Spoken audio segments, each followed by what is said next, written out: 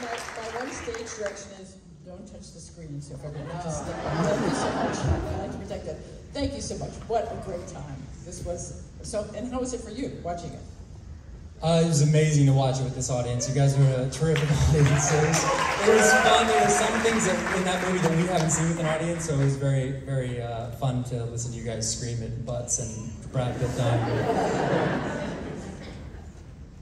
Anybody else care? Yeah, but this is the first film I've seen in any cinema in 2 years, so this has been great. And it's the first time I've seen it, and so it was lovely to watch it with you. You're a lovely audience, thank you. Sandra too, or? Me what? I've always got something to say, that's that part. No, it was the first time we've seen it with an audience, and our score, Pinar, who did our score, all the things came together in a way we hadn't even seen yet. Everything was Zoom, everything was virtual, everything was, in little cubes, and you just had to pray. And seeing it in the theater just reminds you of why we love the theater. What was funny for us was that a lot of it, in terms of submissions, a lot of the COVID effect was that there were films that took place in a remote location with a contained cast and a crime. It was like variations on a theme to see how beautifully and exciting and differently everybody could do it. So that's what's so fun for us as people have seen a lot. But this is a similar, it's like you get your 4 best friends, go to the jungle with a video camera. It's one of those movies. Well, the cast is, remarkable. I mean, the chemistry, they're fantastic. So how did you figure that out? How did it come about?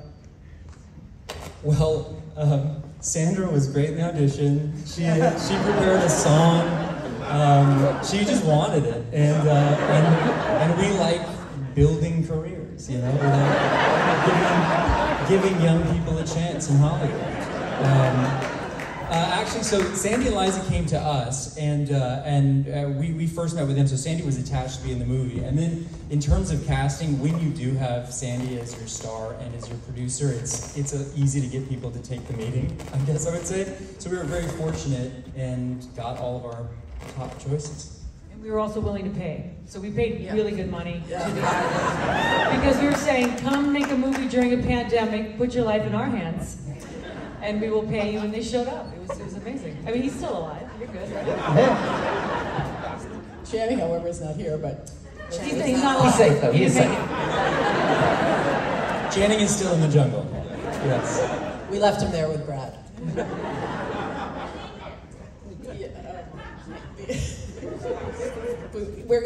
We'll take some questions from the audience too, but I had a question, I lost it. So we will go to someone else. Thanks so much. I'm glad that the first audience you got to see this with was the South by Southwest audience, the greatest audiences in the world. There are a lot of us out here who are fans of romance, fans of adventure. I wonder, in what is next for the 5 of you, what things you would like to tackle. Dan, I know that you've got a production of Merrily We Roll Along coming up. Are there other musicals that you'd like to be in for the directors, for the producer, for Sandra? What would you love to tackle next? Yes, I'm doing the musical, as you said. That's very scary, but very exciting. And I also I just finished playing Weird Al, which is also a dream.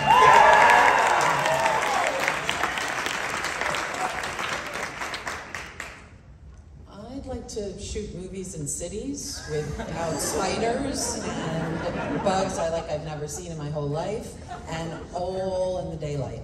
I don't want to be in the dark ever again, and with bugs. No more bugs. spelunking. No more, and no more caves, for sure. We're gonna go make a Masters of the Universe movie. I feel like this movie has totally spoiled us in terms of cast and the whole thing. It's gonna be hard to match. When they do Masters of the Universe, somebody come back and ask them if we were better. And I am just going to take some time to be a mom.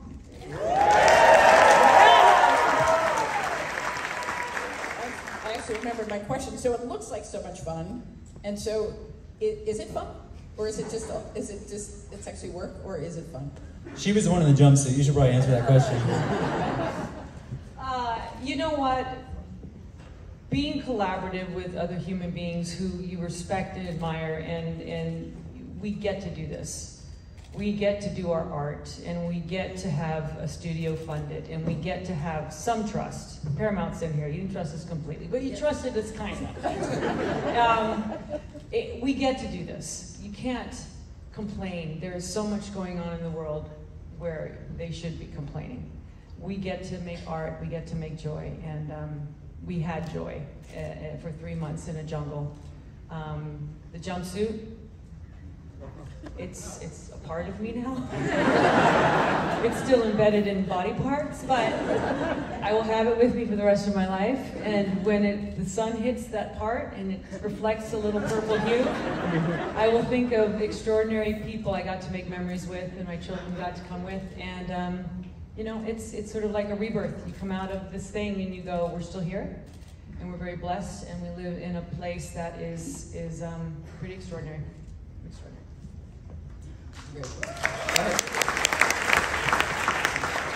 Hi, my question is for Sandra. I apologize for this question in advance, but which scene that includes leeches did you like more? This or Speed 2?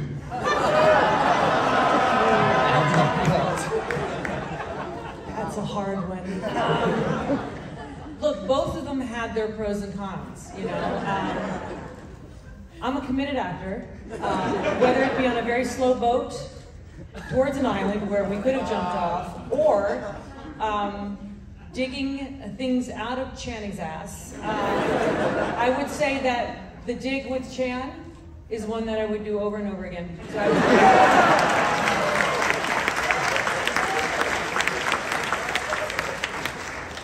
Go ahead. Miss Bullock, I'm pretty sure your movies got me through the pandemic, so thank you. Quick question for all of you. If you found a lost city, what's the treasure you would hope you would find? I guess love.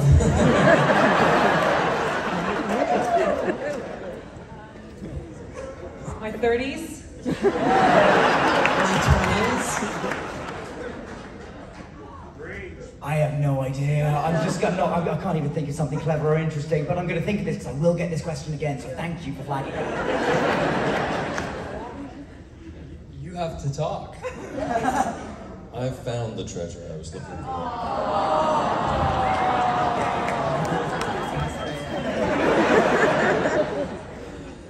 Go ahead. Hi, I just wanted to ask about the casting of the role of Jack Trainer, since that's a part that I think sort of plays off of the notoriety of the actor in the role. Were there any other performers ever considered for that part, or was it always going to be Brad Pitt? Many.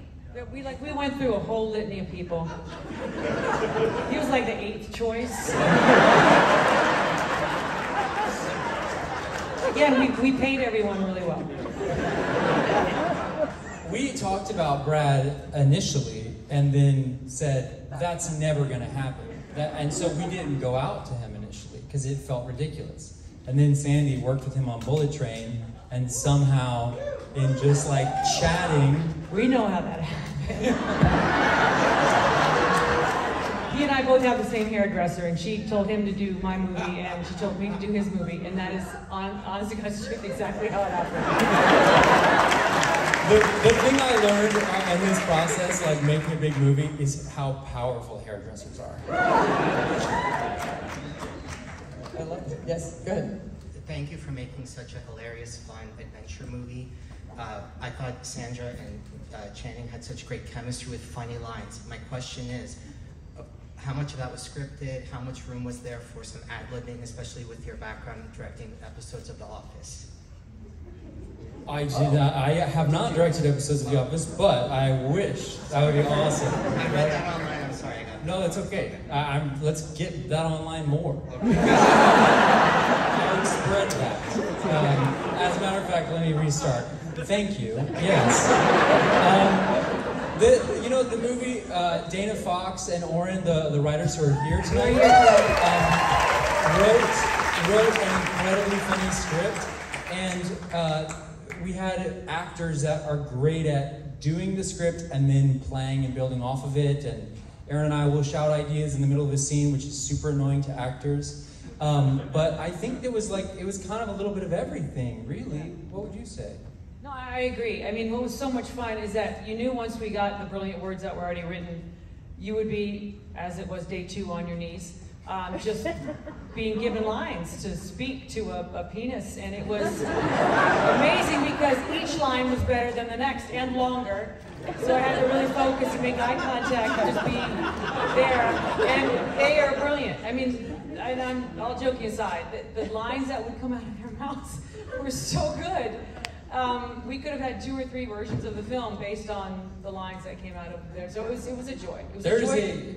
There's a 20. No, I'm Wasn't finished.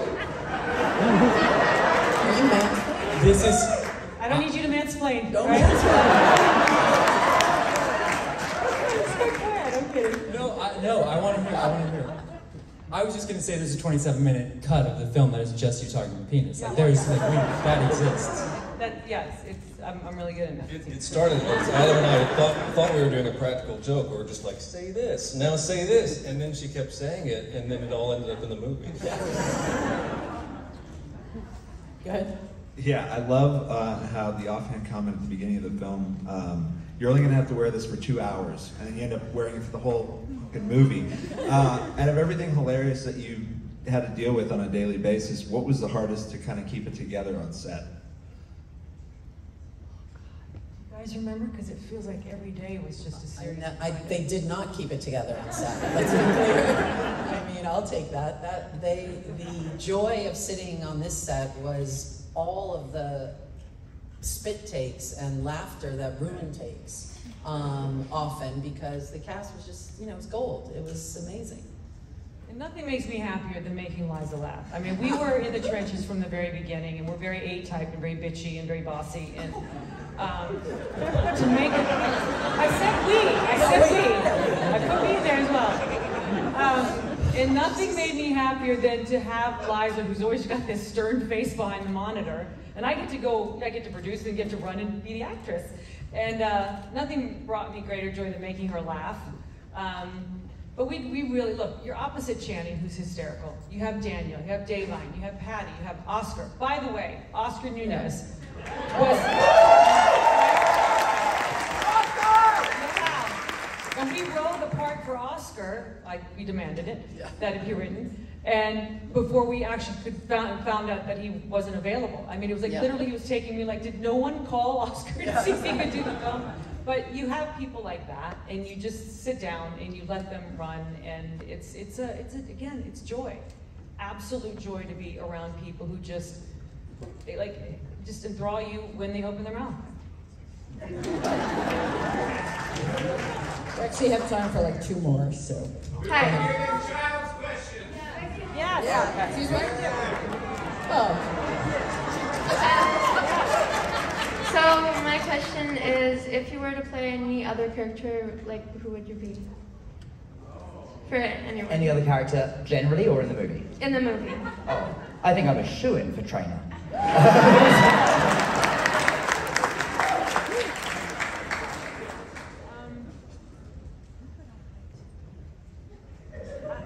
A leech? A leech? Once again, I want to beat Jenny's butt. I don't know why. You know what? I like them all. Oscar Nunez. I'm sorry. His delivery, his cadence. He could read the phone book, and he's just so loving and innocent. I think if I could do what he can do, that's who I would want to play. But I can't. I would just want to be the other cop. Yes, sir. I have a question for you. It's from Brazil. Come here. Here.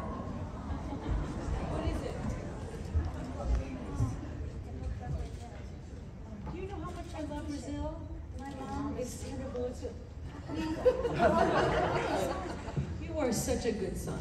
Are you from Brazil? Yes? Oh, thank you so much for this. Thank you. You made my night. Our mom smooch is the best.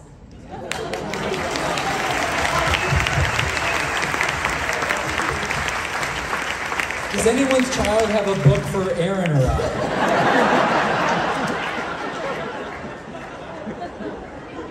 As soon as they cut the line, we'll keep going. Go ahead. It's hard to follow that up. Yeah, sorry. I guess my question is for the gentleman in red. You sound like you're not from Texas. Is this your first time in Austin, and what have you done here so far? Welcome. Thank you. It is my first time in Austin, and I have done this. This is the extent of what I've done so far, but I've been recommended a couple of barbecue places, and so I've Get some tacos while you're here. From where? Vaquero Taquero. Okay, is that going to consent to the audience room? Okay, great. Thank you very much. Off 6th Street. Off 6th Street. Fantastic. We'll all go. Okay, truly last one. Go ahead. Okay. Hi, hysterical. I absolutely loved it. Thank you all. Daniel, I wanted to ask you, after playing an iconic hero for so long, what was it like playing into an antagonist character? It was incredibly fun. I mean, he is obviously kind of amoral and a terrible person, but he's also like so desperate to be liked even by the people that he's kidnapping. There's something sort of endearingly pathetic about him as well. So yeah, it was incredible fun, and to get to work with Sandy and Channing and just to like be a part of this movie was the word we keep using is joy, but like it really, really was. In here. Well, this was a thrill for us to be able to. Go ahead. Really, really, really last one. So my question is for Sandra Bullock. So you're one of the biggest reasons for George Lopez's success, especially with the George Lopez show, and that actually did a lot for the Hispanic and Chicano communities. And I'm just curious to know if Fortis Film or you as a producer, will provide more opportunities for the Hispanic communities. God, yes. I don't look at it as separate communities. We're all one. And George made his career because he was brave enough to share his life story. He's talent. Our whole crew is talent. I love stories that show the imperfection of love within families and communities, and that's all of us. And I would love to. When I'm done being a mom, I'll get back to it. I don't know when that's gonna happen, probably when they're teenagers, like really solidly in like 16, 17-year-olds, and I'll wanna like get back to work. But it was such a joy doing the show with George and our crew and our writers and the cast and the community. It just, here I was, this white woman who fell in love with this comedian, and it gave me such insight, and I grew, and it was amazing. It was amazing. I was lucky to be a part of it, and I'd be honored to be a part of it again. We're thankful.